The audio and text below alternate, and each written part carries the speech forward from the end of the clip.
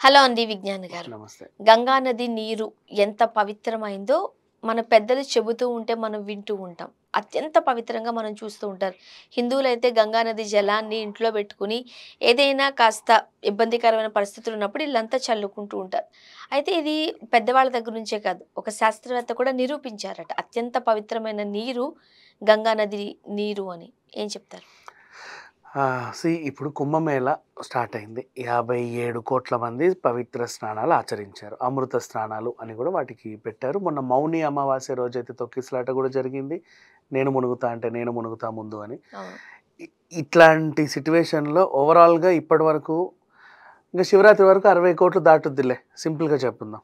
ఇప్పుడు జనాభా for example on and average ఒక 150,00,00,000 ఉంటే దాంట్లో వివిధ రకాల మతస్థులు ఉంటే ఆల్మోస్ట్ ఆల్ హిందూ మతస్థుల్లో 90% కుంభమేళకు వచ్చినట్టే. అవును. అంతేగా, అంతే. 60,00,00,000 మంది అంటే ఇప్పటి వరకు ఎంత 57 కోట్లు 57 నిన్నటికి. ఇప్పుడు శివరాత్రి వస్తుంది, ఆగుతారా? అవును. సో నెవర్ వెళ్ళిపోయి స్నానాలు అయితే ఆచరిస్తున్నారు. ఇప్పుడు ఇంతమంది మునిగి తేలారు అంటే ఆ నీరు మంచిది కాదు, వెళ్ళకండి, స్కిన్ ఎలర్జీలు వస్తాయి, బ్యాక్టీరియా ఉంటుంది, అందరూ మలమూత్ర విసర్జనలు కూడా అక్కడే చేస్తున్నారంట.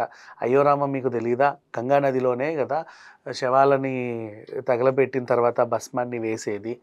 కొంతమంది అనాథ శవాలను కూడా అలాగే పడేస్తారట.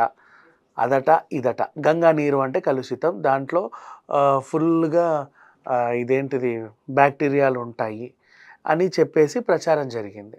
కుంభమేళకు వచ్చిన వాళ్ళు కూడా చాలామంది ఆల్రెడీ స్నానం చేసిన వాళ్ళు కూడా రిటర్న్ వెళ్తా ఏమన్నా ఇద్దేమో, ఎందుకైనా మంచిది ఒకసారి డెర్మటాలజిస్ట్ దగ్గరికి వెళ్ళొద్దాం.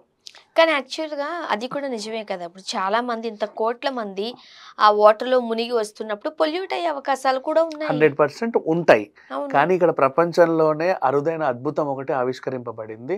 మన పద్మశ్రీ డాక్టర్ అజయ్ కుమార్ సొంకర్ గారు, దేశం గర్వించదగ్గ శాస్త్రవేత్త. పద్మశ్రీ అని పేరు ముందు వాడకూడదని పద్మ అవార్డులు చెప్పారు. బట్ ఆయన అవార్డు వచ్చింది కాబట్టి చెప్పక తప్పలేదు. మన అబ్దుల్ కలాం గారితో కలిసి పరిశోధనలు చేసినటువంటి గొప్ప శాస్త్రవేత్త. ఈయన ఒక సవాల్ విసిరాడు. గంగా జలాలు నాకు తీసుకొచ్చి ఇవ్వండి, అది కలుషితమని మీరు నిరూపిస్తే నేను నా వృత్తిని వదిలేస్తాను. అదేంటయ్యా, ఎందుకు ఇంత పెద్ద స్టేట్మెంట్ ఇచ్చావు, నీకేమన్నా పిచ్చెక్కిందా, ఎంతసేపు చెప్పు, గంగా నేను తీసుకొస్తా, తీసుకో, చూడు ఎంత కలుషితమో, కూర్చో, నేను టెస్ట్ చేసి చూపిస్తా. తీస్తే pH వాల్యూ 8.4 నుంచి 8.6కు ఉంటుంది. నువ్వు ఎక్కడి నుంచి తీసుకొచ్చినా. ఇప్పుడు పవిత్ర స్నానాలు ఆచరించి 5 ఘాట్లు, 5 ఘాట్ల దగ్గర బాగా రద్దీ ఉండి 5 ఘాట్ల దగ్గరికి వెళ్ళి ఇలా ముంచుకొచ్చారు.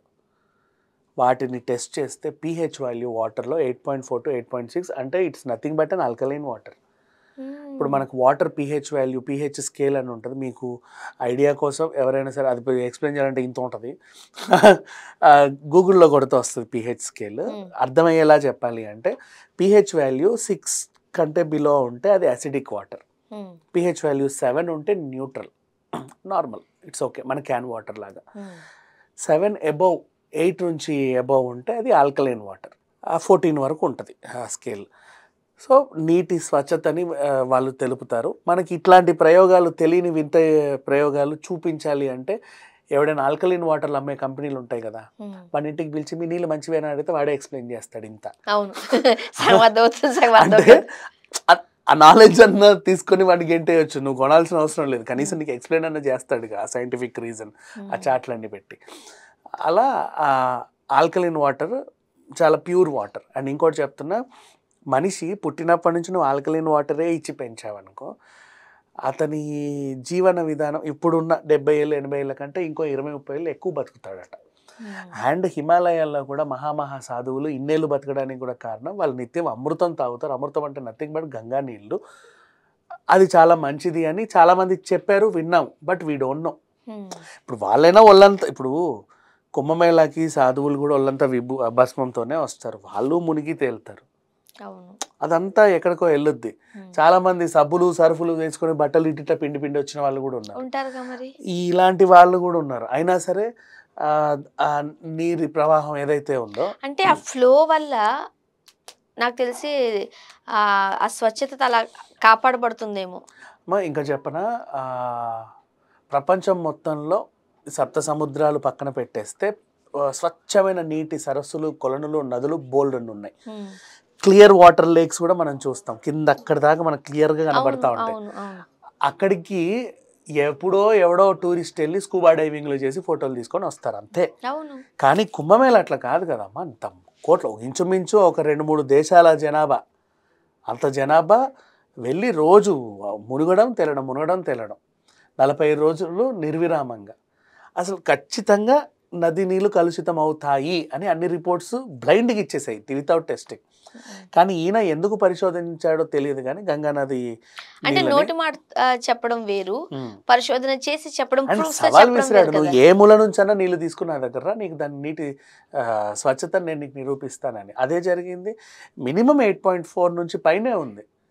అదేంటో మరి ఎక్కడి నుంచి పుడుతుందో అక్కడే వాటర్ ఉండిపోదు కదా, ఉండిపోయింది అనుకోండి అదంతా అలాగా ఉంటది. నిజం చెప్పాలంటే అయినప్పటికీ కూడా కలుషితం అవ్వాలి కదా, అయినా కూడా కలుషితం అవ్వాలి, కానీ అవ్వట్లా. అది దాని గొప్పదనం. సో గంగా నది చెప్పాలి అంటే ప్రపంచంలోనే ఒక అద్భుతం. అది ఇప్పుడు ఒక శాస్త్రవేత్త మన గంగా నది గురించి మనకే చెప్పాడు. అండ్ మనోళ్ళే చిచిచి వద్దు ఆ నీళ్ళల్లో దద్దుర్లు వస్తాయి, అదొస్తాయి ఇదొస్తాయి, అసలు మునక్కండి, శవాలు వేస్తారంట, భస్మాలు వేస్తారంట. అంటే మహాకుంభమేళ ఈ పరిస్థితుల్లో మాత్రం ఖచ్చితంగా వాటర్ పొల్యూట్ అవుతుంది, అవ్వాలి కూడా, అది రూలు అమ్మ. అంతమంది మునిగి తేలుతవ్వదా? చిన్న గోదావరి పుష్కరాలకే అంటే కుంభతో పోలిస్తే జస్ట్ ఆ ప్రాంత వాళ్ళు మునిగి తేలితేనే అమ్మో ఆ నీళ్ళని ఎట్లా ఉన్నాయి అంటారు. అలాంటిది అంత పెద్ద పుష్కరం 45 రోజుల పాటు నిర్విరామంగా సాగి కొన్ని కోట్ల మంది, కొన్ని కోట్ల ఏంటి, దాదాపు దేశ జనాభాలో సగం మంది వెళ్ళొచ్చినా కూడా ఆ నీళ్లు అలాగే వెళ్తున్నాయి అంటే అది నిజంగా గొప్ప విషయం చెప్పాలి అంటే. సో ఇక మీదట మహాకుంభకి వెళ్ళే వాళ్ళు ఎవరైనా సరే ఇప్పటి వరకు ఉన్న అపోహలు మానేయండి. వెళ్ళొచ్చిన వాళ్ళు మాకేదో అయిపోద్దన్న భయం వదిలేయండి. ఇక మీదట వెళ్ళే వాళ్ళు కూడా హ్యాపీగా వెళ్ళి ఏ ఘాట్లో అయినా సరే పుణ్యస్నానం ఆచరించి రావచ్చు, ఎలాంటి ప్రమాదం లేదు. సాధారణంగా మీరు అన్నట్టు స్కిన్ అలర్జీ వచ్చేస్తుందేమో, ఇబ్బందికరమైన పరిస్థితులు వస్తాయేమో అని అన్నారు, కానీ ఎవరు కంప్లైంట్ కూడా చెప్పలేదు. మేబీ ఇందుకేమో ఒక్క కంప్లైంట్ రాలేదమ్మా 60 కోట్ల మందిలో. గంగా నదిలో మునిగి తేలితే నాకు ఏదో అయ్యింది, అలర్జీ అయింది, ఇబ్బంది అయింది లేదు. అండ్ ఇంకొకటి ఆల్రెడీ స్కిన్ ఎలర్జీ ఉన్నోళ్ళు కూడా అందులో మునుగుతారు. మనకి ఇప్పుడు స్విమ్మింగ్ పూల్స్ లో ఎవరైనా ఎలర్జీ ఉన్నవాడు దూకితే వాళ్ళందరికీ ఎలర్జీలు వస్తాయి. అలాంటి వాళ్ళు కూడా వచ్చే అవకాశం ఉంది. అయినా సరే ఆ నీటి ఇది ఏమాత్రం తగ్గల. మిరకల్ అంతే. అంతే. Thank you so much.